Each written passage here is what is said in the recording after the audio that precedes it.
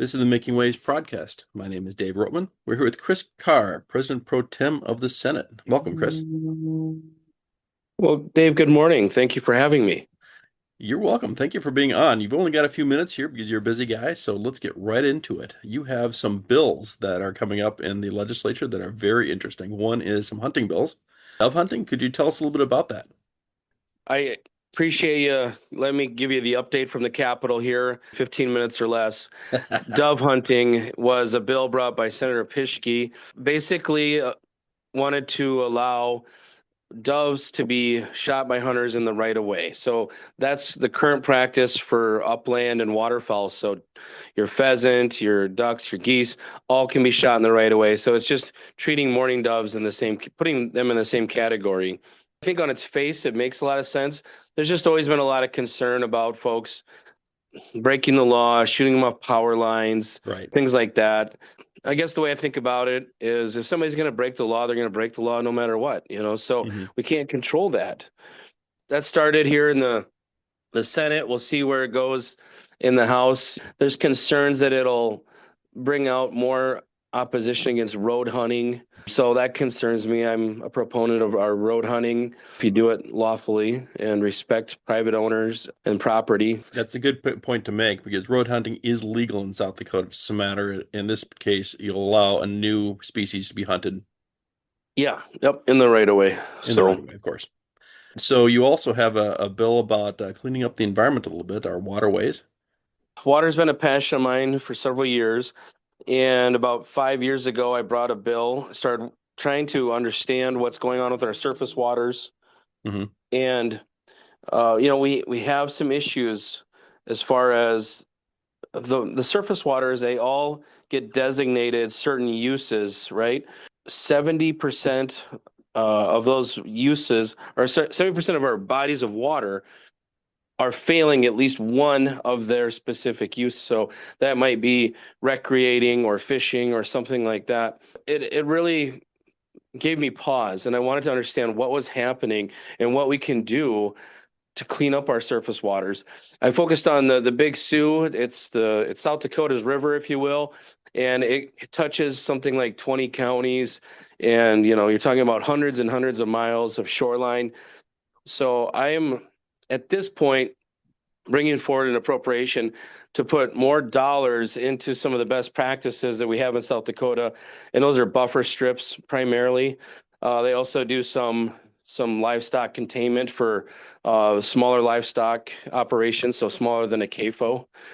I'm looking forward to going through that process, and also I've been having several meetings trying to understand and hear from those folks in the water district world, the ag world, and go, what are the next best practices? What do we need to do? How do we educate the landowners about protecting the water, just good conservation practices, right?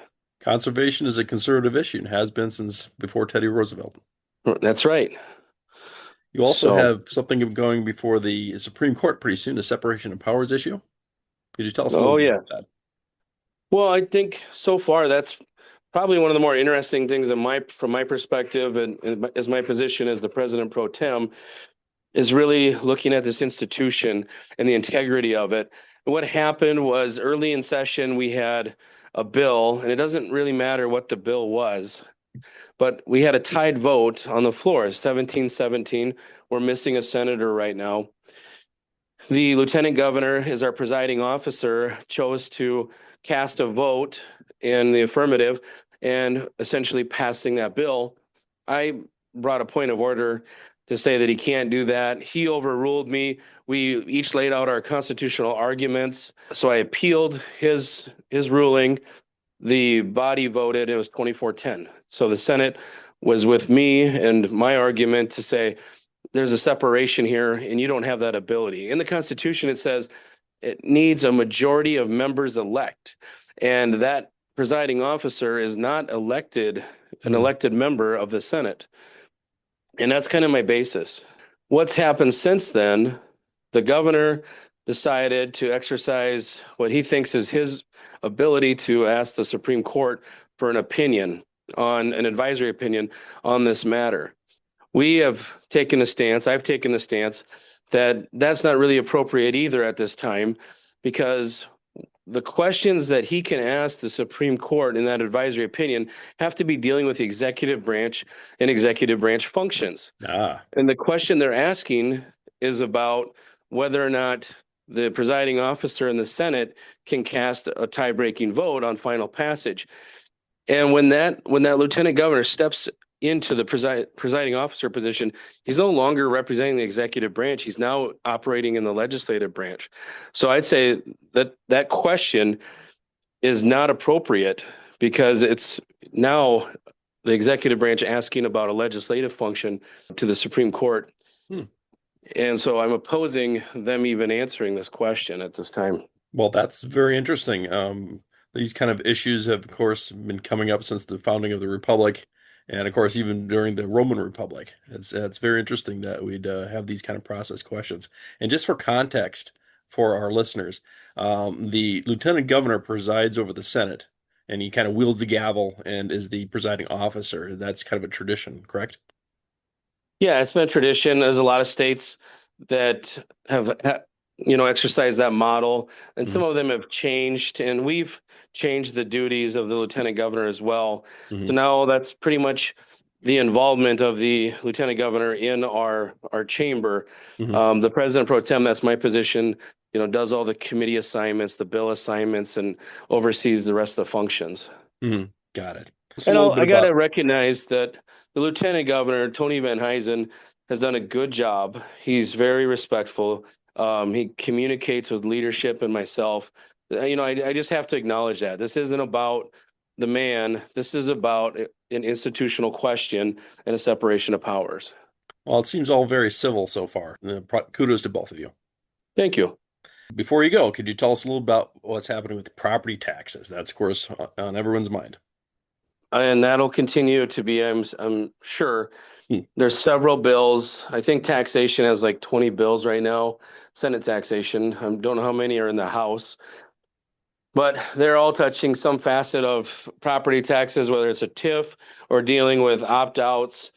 And there's only a handful of bills that really deal with some revenue and a source of revenue.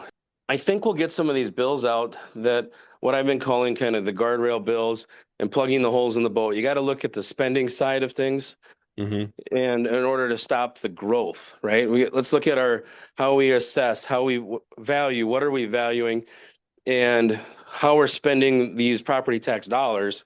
That's a big part of the equation as well. So that's what some of these bills are doing. As far as finding real dollars to provide property tax relief, that's going to, of course, be the larger hurdle. I believe we'll try to push some ideas through. I just don't know where we'll coalesce. You got to have the Senate, the House, and the executive branch all agree on something. A big issue like this really should come from top down and, should start with the executive branch. But what we've seen so far has just been the growth limit that the governor brought last year. Hmm. I'll just say that there's been a couple ideas on shifting sales tax to be used for property tax. And that's something I've come out against.